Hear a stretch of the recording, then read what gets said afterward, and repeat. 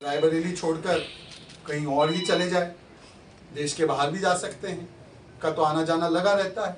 तो एक राहुल गांधी इनके पार्टी का नेता है और राहुल गांधी लाइट प्रकार से मनीष तिवारी जी भी चल ही रहे हैं।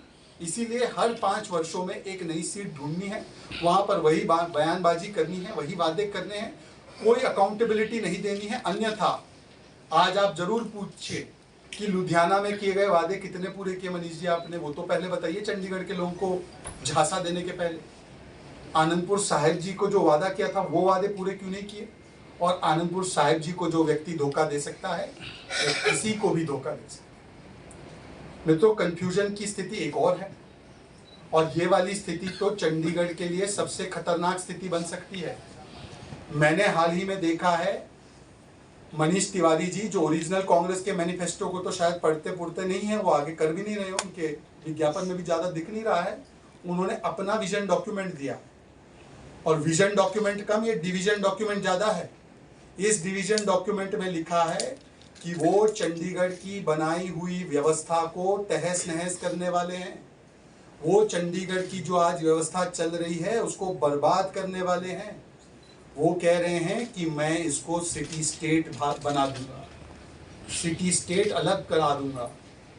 अब सोचिए, पंजाब की कांग्रेस पार्टी, पंजाब की आम आदमी पार्टी, इनका स्टैंड चंडीगढ़ को लेकर क्या है विधानसभा में, इनका ऑफिशियल स्टैंड क्या है चंडीगढ़ को लेकर, और इन्हीं के जो कैंडिडेट है, जॉइंट कैंडिडेट है, उनका स्टैंड चंडीगढ़ को लेकर क्या है। और वैसे तो आम आदमी पार्टी के एक और राज्यसभा सांसद सुशील गुप्ता जी ने तो और भी अनोखी बात की थी। वो तो चंडीगढ़ को लाइन लेकर, मार्कर लेकर, रूलर लेकर डिवाइड ही कर देना चाहते हैं, आधा इधर आधा उधर, इस प्रकार से। अब चंडीगढ़ के लोग सोचे जरा कि अगर प्रत्याशी ये बोल रहा है चंडीगढ़ को सिटी स्टेट बनाना, इनको समर्थन देने वाली दोनों पार्टियां कुछ और बोल रही है, क्या ऐसे दो लोग मिलकर बैठकर चंडीगढ़ का नुकसान करेंगे या नुकसान नहीं करेंगे, फायदा करेंगे? इसीलिए मैं कह रहा हूं कि आज आम आदमी पार्टी भी बताए और पंजाब की कांग्रेस पार्टी भी बताए, क्या वो अपने दिए गए प्रत्याशी के चंडीगढ़ वाले फॉर्मूले से संतुष्ट है? क्या वो इसको स्वीकारते हैं? क्या वो इसको बैक करने वाले हैं?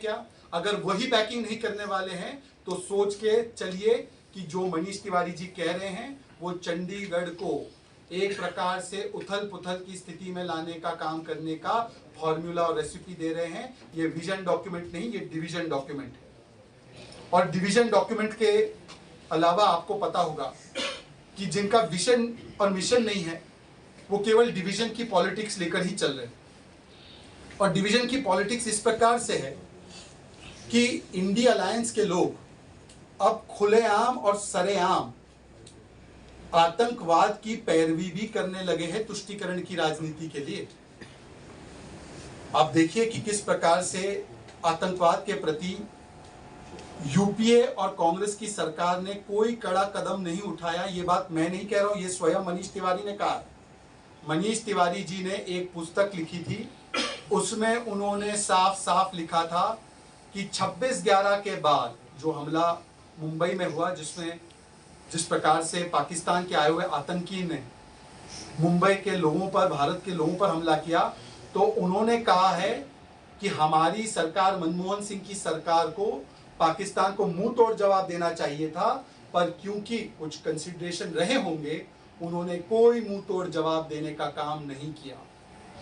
यही बात अन्य लोगों ने भी किताबों में लिखी है, ओबामा साहब ने भी अपनी किताब में लिखी है, पर हम आज भी इसके अंश देखते हैं। अभी हाल ही में जब पुंछ में एक हमला हुआ तो चरणजीत चन्नी जी ने कहा कि ये स्टंटबाजी है, मतलब कि पाकिस्तान को क्लीन चिट देने का काम किया गया। हमने देखा कि पुलवामा को लेकर भारत और भारत के वीर सेना पर ही दोष डालने का काम पंजाब कांग्रेस के वरिष्ठ नेताओं ने किया। हमने देखा कि मुंबई के कांग्रेस के, महाराष्ट्र कांग्रेस के बड़े नेता, लीडर ऑफ ऑपोजिशन, उन्होंने तो ये तक कह दिया कि जो हेमंत करकरे जी को मारा गया, शहीद किया गया, वो आतंकी कसाब ने नहीं किया, वो भारत के ही पुलिस वर्दी पहनने वाले लोगों ने किया। आप सोचिए कि एक तुष्टीकरण की राजनीति में लीन होते हुए आतंकवाद के प्रति सॉफ्ट स्टैंड भी लेंगे और आतंकियों को किस प्रकार से सेकुलर संरक्षण देने का महापाप और कुकर्म भी करने का काम कांग्रेस पार्टी और इंडिया अलायंस करने से चूक नहीं रही है। मतलब कि अगर इंडिया अलायंस की सरकार बनती है गलती से भी, तो राष्ट्रीय सुरक्षा के साथ वोट बैंक की राजनीति को लेकर किस प्रकार का खिलवाड़ किया जाएगा ये आप भी समझ सकते हैं। हमारे पंजाब के लोग, खासकर हमारे सिख भाई बहन, सबसे ज्यादा योगदान वो राष्ट्रीय सुरक्षा में देते हैं। अपना हर कुछ न्यौछावर करके वो सेना में आते हैं मां भारती की रक्षा सुरक्षा के लिए। पर कांग्रेस पार्टी और कांग्रेस पार्टी के प्रत्याशी ने सेना का अपमान करने में कोई कोर कसर नहीं छोड़ी है। आपको पता होगा कि मनीष तिवारी जी ने जब बालाकोट एयर स्ट्राइक किया गया और आज जब पाकिस्तान को मुंह तोड़ जवाब घर में घुस कर दिया जाता है आतंकवाद के लिए, तो उस बालाकोट एयर स्ट्राइक की इंक्वायरी होनी चाहिए, ये मांग रखी है। इनके नेताओं ने, राहुल गांधी और बाकी नेताओं ने सर्जिकल स्ट्राइक को फर्जिकल स्ट्राइक, खून की दलाली कहा है। इनके हरियाणा के आज भी प्रत्याशी जो है फरीदाबाद के, उन्होंने तो कहा कि